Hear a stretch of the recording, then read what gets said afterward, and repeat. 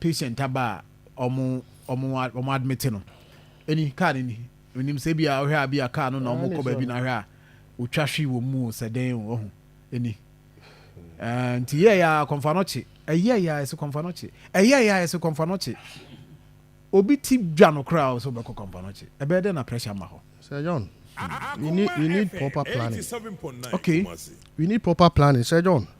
Sir, you didn't know any busa on the didn't near Tuaba. Mpuntu. Your Tuaba say we or can say when to me and ye and Tini asks some of them more bantamuba, most mumma made. Mamma ye. Na ye so ye hon toye. And no tia the Tuaba.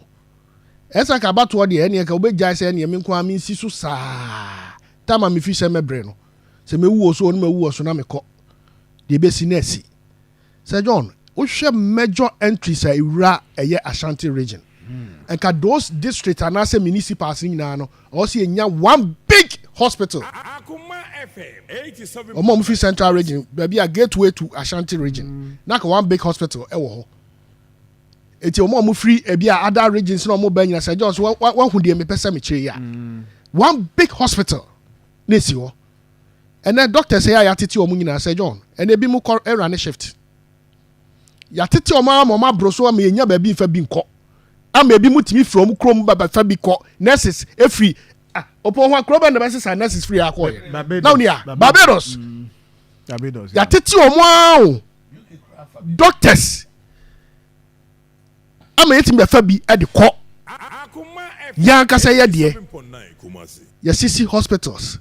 Na me dey say do ba bia me drive na me hu bia na me raho especially KNUST dey no the number of years sa hospital edi up to now yetimi sinwie opem so edi na no atum president bi obebe bia o visit na o ka kire no say KNUST hospital mo hwe na mo complete mayen am so mo kwa na ehwe boada omo kope na ehwe boada hwa agenda 111 ya ye yesi atete a nurse fo mu gufie ya tete a doctors akuku dam ubekọ na ya well finished ya ka say well finished that ade bia o si ade ye bia ma patient ho to no eda sori koba bia no ebi ho esi kwabna ne say onko bie because of one or two reasons adana me hwe bi o social media e won cry hospital kese bi so hwe ya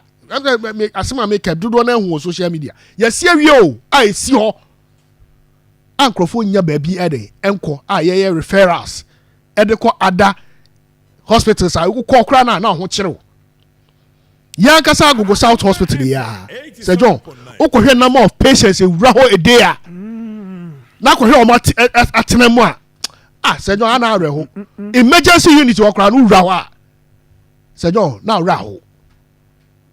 It's supposed to be a friend say regional hospital me boa. Say na regional hospital tie.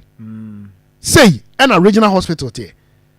It is like a sabio yayi omo initiative ye no yayi omo free o.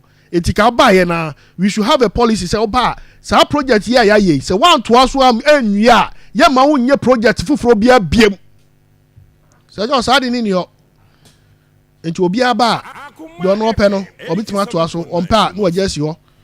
Ne nsu abona afa ye wi ase be structure integrity dey test meboa structure integrity test ne kwa no nipa no obeye kwa no sika obeje kwa no esatimi si ward baako esatimi si ward Confanoche children's and baby unit as a dey and a eye contractor for no motare hu sajo dey na say children's unit omawie sa hospital no nkura no hospital na omusi ewo Confanoche wo no ya mama former first lady ya mama Rebecca and they send the end omawie and there's some mawie that the contractor for the bugu ya na de no na mu omo oya ba e dey na asie contractor say oniska me say asante mantemu anasa Ghana yenya Confanoche ne tibia no yenya bebe 4 e de kan wan kan chen krona nyini tama na Confanoche ye Confanoche no ni ehwa kro na ye tete so ye important a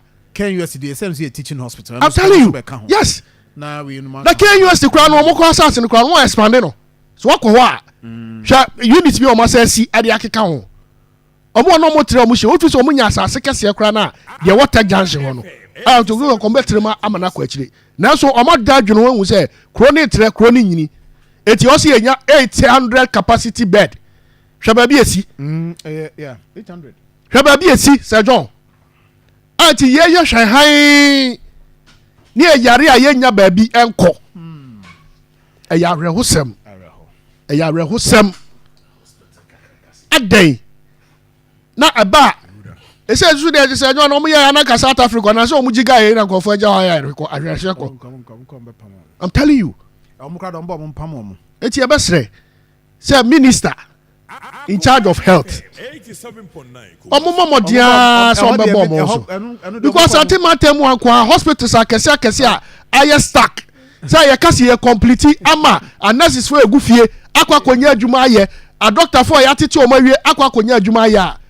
Sir John e ka konfa no che nyese da bia na ka wapem so no e ka nya kase sa na aye ya no nti kombede o e sam da bia be say I South Africa mo kom pam omo everything ya o de anu kwa de mo pam omo nyame hu ye mobo Sir John South Africa for no me di mo ho yawo penifo ya omo ba no omo na nkosa mo pam omo se mo nkoye bukuro mo de yiye omo mo pam omo de ya no omo ba kuro adwuma kuro mo nya bi nyame hu ye mobo ebi a me de me ba no ma frɛ medical frɛ e wo konfa no che ebi a na opo doctor opo o se na ba Abraham men ko men fa akra Abraham me ko a me de me ho beto me sisi a mekɔ na me nua bi a ono de a wote akura bi ase a ne ho akyere no a wo kɔ so we bi mu auto se wo fa ba bi enye agye se hwa na wo so wokɔ enna so na doctor fo bi abie bi omo private hospitals a sika omo awurade nya ko se yo nim de hadis o ko no maka se agye se wa ma ha wo da wa bewu na se eno no situation no emu mu no na omo no take advantage awurade nya ko because ade na bi ni ho